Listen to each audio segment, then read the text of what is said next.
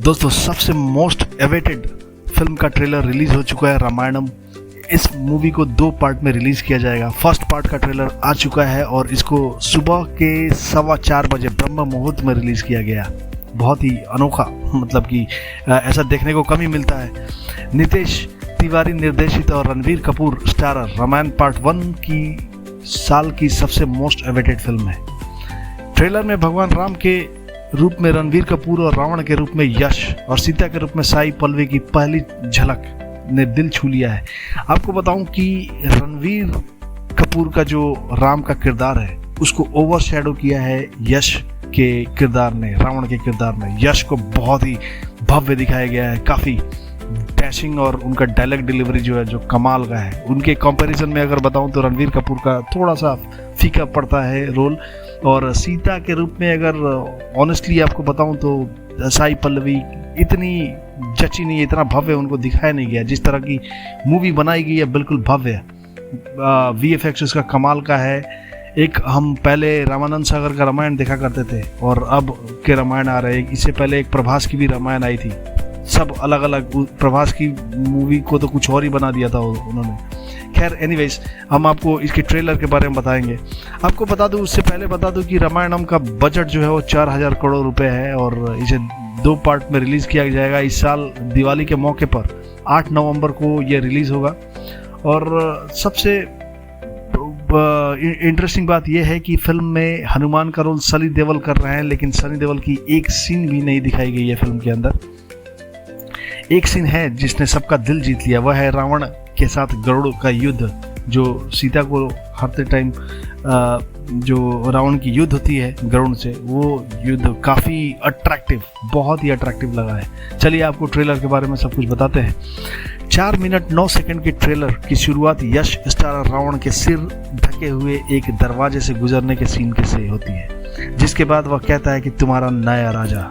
फिर अचानक तेज action visual का सीन आता है जिसमें रावण घोषणा करता है देवलोक, पृथ्वीलोक, पाताल लोक तीनों में एक ही राजा होगा। ट्रेलर में लंका, रावण के पुष्पक विमान और सत्ता में उसकी तेजी से उदय की झलक दिखाई गई है। रावण के किरदार में यश ने कमाल कर दिया है, माइंड ब्लोइंग, कुछ भी ओवर द टॉप नहीं लग रहा और मेकर्स ने इसे जरा भी ड्रामेटिक नहीं दिखाया है।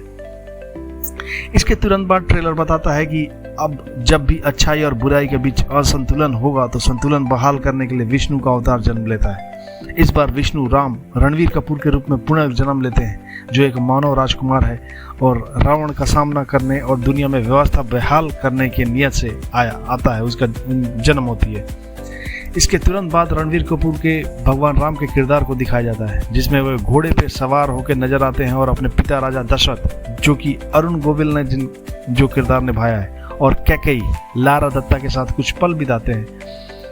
लारा दत्ता भी जमी है अपने किरदार में, अरुण गोविल भी जमे हैं अपने किरदार में। इसके बाद साई पल्लवी को सीता के रूप में दिखाया जाता है और उनकी शादी की झलकियां दिखाई जाती है। साई पल्लवी बहुत नहीं मैं अपना पर्सनल व्यू बता रहा हूँ, बहुत नहीं झपकी है, काफ़ी सिंपल लुक में उनको दिखाया गया है, भव्यता नहीं दिखी है उन पे। फिर कहानी अयोध्या पहुंचती है, जहां कैकेयी के फैसले की वजह से राम, सीता और लक्ष्मण वनवास के रास्ते पर निकल पड़ते हैं। रवि दुबे भगवान राम के भाई लक्ष्मण के रूप में नजर आते हैं। राजा दशरथ का रोल निभाते हुए अरुण गोविल को भी एक भावुक पल में दिखाया जाता है, जब वो अयोध्या से जाते हुए राम और लक्ष्मण के बीच पीछे दौड़ते हैं। हालांकि ट्रेलर में भगवान हनुमान को दिखाया ही नहीं जाता, एक झलक भी नहीं दिखाई जाती, जिसका सनी देओल ने हनुमान का रोल निभाया है।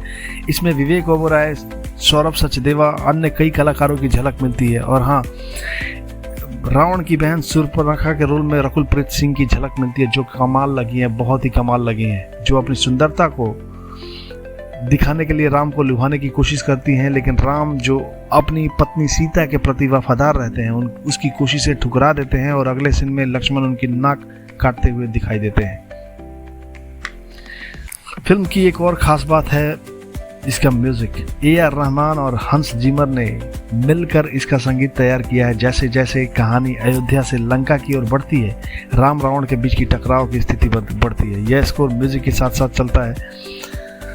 आपको बता दूं कि 24 जुलाई को ये इसका ट्रेलर रिलीज होने वाला था, लेकिन सोनी पिक्चर्स एंटरटेनमेंट के साथ ग्लोबल डिस्ट्रीब्यूशन पार्टनरशिप पक्की होने के बाद इसे टाल दिया गया। ऐसा भी कहा जा रहा है कि दिल्ली में प्रोटेस्ट को लेकर इसे टाल दिया गया। इसको जो है 2 पार्ट में रिलीज करने वाली है इसके निर्देशक और प्रोड्यूसर जो है। पहला पार्ट का ट्रेलर तो आ चुका है और दूसरा पार्ट देखिए। पहले पार्ट रिलीज करेंगे नवंबर में 5 को, कोई कह रहा है 5 नवंबर को रिलीज होगी, कोई कह रहा है 8 नवंबर को रिलीज होगी। एग्जैक्ट डेट अभी पता नहीं है। और रिलीज होने के बाद पहले मूवी आएगी, मूवी का रिस्पॉन्स कैसा है उसके बाद सेकंड पार्ट का पता लगेगा। दोस्तों कैसा लगा आपको रामायण का रिव्यू? कृपया लाइक शेयर सब्सक्राइब करें और कमेंट करके जरूर बताएं दोस्तों। Thank you so much.